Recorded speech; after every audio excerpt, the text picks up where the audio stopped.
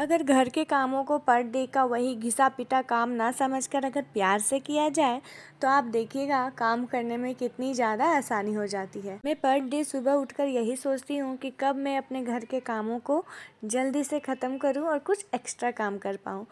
वैसे मेरी हड़बड़ी इसलिए नहीं होती कि मैं घर के कामों को निपटा कर आराम करूं। जी नहीं, मेरे घर के काम को करने के बाद मेरी और भी कुछ काम होती हैं जो मैं कर लेती हूँ तो मुझे आसानी होती है।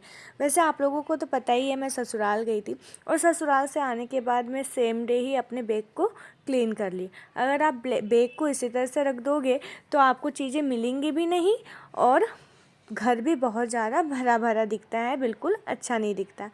तो कुछ इंडोर्स प्लांट्स थे जिसे मैं कुछ दिनों से पानी नहीं डाली थी, तो मैं सोची कि चलो आज वॉश भी कर देती हूँ और पानी भी डाल देती हूँ। वैसे आप लोग ज़रूर बताइएगा कि घर के एक्स्ट्रा काम करना किसे किसे पसंद है।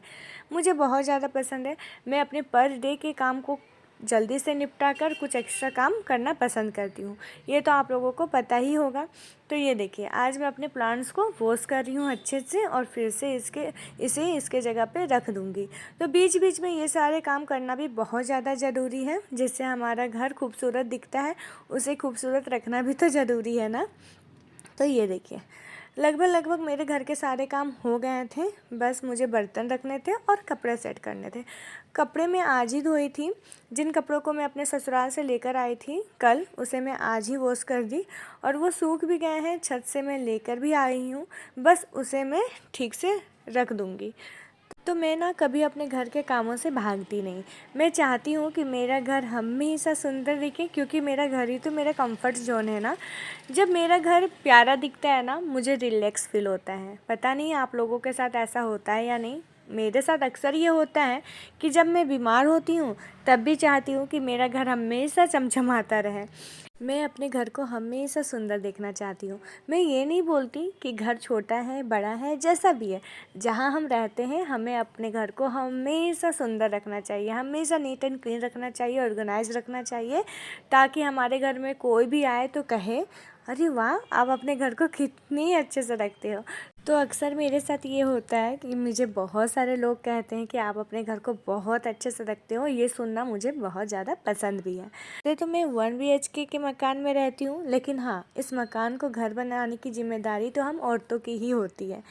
तो मैं वही कोशिश करती हूँ और आप लोग मेरे ब्लॉग को बहुत ज़्यादा पसंद भी करते हैं। हमेशा कमेंट करते हैं कि आप बहुत अच्छे से घर को ऑर्गेनाइज रखते हैं और आप बहुत ज़्यादा मेहनती है। ये सुनकर भी मुझे बहुत ज़्यादा अच्छा लगता है। तो जो जो ये बातें कमेंट करते हैं, जो जो ये लिखते हैं, उनके लिए थैंक यू सो मच। तो ये देखिए, सारी इंडोर प्लांट्स भी मैं धो ली। सारी नहीं है, ये लगभग 3-4 ही है और कुछ इंडोर प्लांट्स बाहर है जो मैं अभी धूप में रख कर आई हूँ।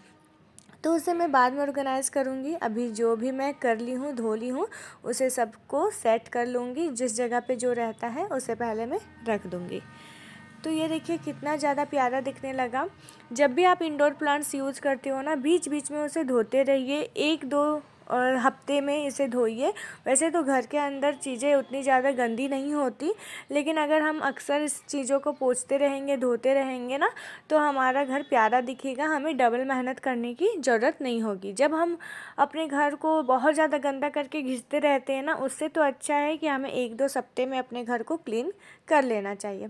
तो देखिए, मैं ससुराल से आके अपना बैग खाली कर दी थी। कुछ चीज़ें ऐसी होती है ना जो हम अपने घर की ही चीज़ें उठा कर ले जाते हैं यूज़ करने के लिए, और वो चीज़ें अगर नहीं निकाले तो फिर बाद में मिलता नहीं है।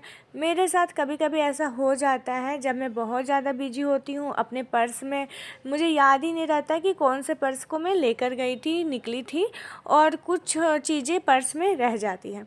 तो मैं कोशिश करती हूँ आते के साथ ही मैं चीज़ों को निकाल कर उसे ठीक जगह पे रख दूँ। तो सभी चीज़ों को ठीक जगह पे रख ली थी। कपड़े भी छत से लेकर आई थी, कपड़े भी सूख गए थे। कपड़ों का क्या होता है ना मेरे साथ, मैं अक्सर यही करती हूँ कि जिस टाइम पे मैं कपड़े छत से लेकर आऊँ उसी टाइम में फ़ोल्ड करके रख दूँ।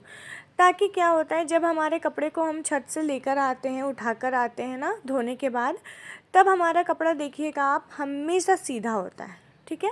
और आप उस कपड़े को अगर फ़ोल्ड करके रख दोगे ना, तो आपको बाद में आयरन करने का वो झंझट नहीं होगा। वैसे तो मैं हमेशा आयरन से भागती हूँ, पता नहीं क्यों मुझे ऐसा लगता है आयरन करना बैठना मतलब मेरे बस का नहीं है, मैं उतना नहीं सकती आयरन करने, लेकिन मजबूरी में करनी पड़ती है। थोड़ी बहुत तो कर ही लेती हूँ, लेकिन अधिकतर मेरे हस्बैंड कर देते हैं, वो बहुत बड़ी बात है।